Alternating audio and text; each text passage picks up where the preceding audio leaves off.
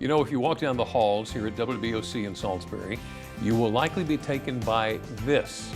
It's a timeline documenting significant events in television and in history. It chronicles everything all the way up until current day. And today, we're going to press pause at this milestone, February 7th, 2022. 2 years ago today, Delmarva Sports Network was launched. And ever since, local sports simply have not been the same. No, Delmarva Sports Network is on the air 24/7 and is dedicated to provide live and local coverage to all kinds of athletics in our area. What this team has accomplished in just 2 years is more than worth celebrating. DelmarvaLife's Katie's really sat down with two of its leaders who are proud of the station's growth, but also pressing on into the future.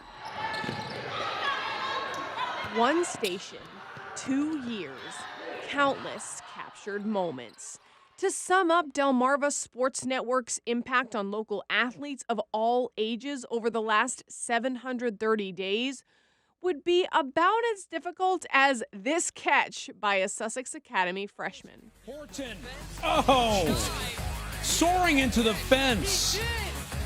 Doug Horton's heroic play was one of many seen by our communities and beyond, thanks to this idea turned reality in February of 2022.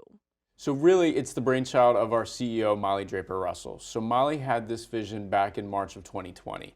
Her vision, a live and local all-sports television station, one that would bring viewers full coverage of all kinds of area sporting events.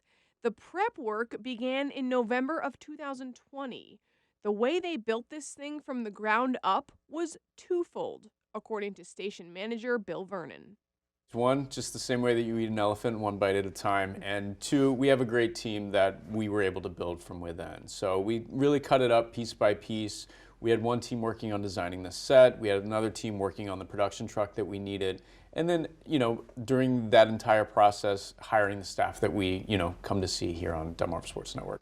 One of those prominent personalities is sports director Kayla Santiago, who never takes for granted this golden opportunity. Most stations, you go in and you're 2 minutes in a sports block in a news station. And there's nothing wrong with that if that's what somebody wants to do. But when you're here, you get to anchor, play-by-play, and report if you're on air. This hardworking Jersey girl remembers the jitters from those first few broadcasts. I think I was more excited. I think just being a part of something that really launched. I think I was more nervous in the fact of were we going to be able to do it from a behind the scenes aspect, because there were so many things that a lot of us technology wise never really used. It was a lot different. I've never had a whole production truck before, so that was really different to get used to. And as the television business often does, that first broadcast brought the unexpected. A delayed game meant extra airtime. We had to fill for 45 minutes on our opening night. Our team did a phenomenal job and got us through that. It is crazy how the first time we were on air, to look back on that and say, wow, that was just 2 years ago. We have grown so much since then. They've followed a local team to the Little League Softball World Series and documented their success. They stirred excitement for a Worcester County high school winning their first ever football state championship. The Baltimore Orioles clinched the playoffs. The Ravens host an AFC championship. They've been there for it all. If you would have asked me 2.5 years ago if this is what happened when I first started, I would have said, you're absolutely crazy, but we've been able to do it. And like I said, there's so many more things that we want to do, but it's just awesome to think that we are where we are today. Of course, they're well aware that they wouldn't be where they are without the support of the community. That's student athletes, coaches, and everyone watching. I mean, when we show up, coaches tell us their kids play a little bit harder when the game's on DSN. So the parents really love it, especially, if they can't get to the game to watch their son or daughter play. The ability that they can watch it live or watch a replay on DSN means a lot to them. And our CEO, Molly Draper, that's why she wanted to do it, because at the end of the day, this area needed this. The closest pro team is 2 hours away. So for us to be able to do this, it's almost like they've been starving for it for a while. And so Kayla Santiago, Tim Nolan, Luke Milai, and Michelle Roberts are happy to show that off. But they couldn't do so without Noah Carter, Brian Matthias, Ben Membrino, Mo Ware, Manny Christensen, Jack Kritzis, and Ava Kravash.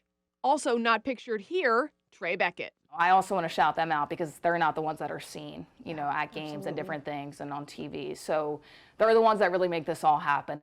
Anything that you guys are plotting and planning in the works? Anything wildly exciting? Not that I can tell you right now, Katie, but stay tuned and certainly more to come.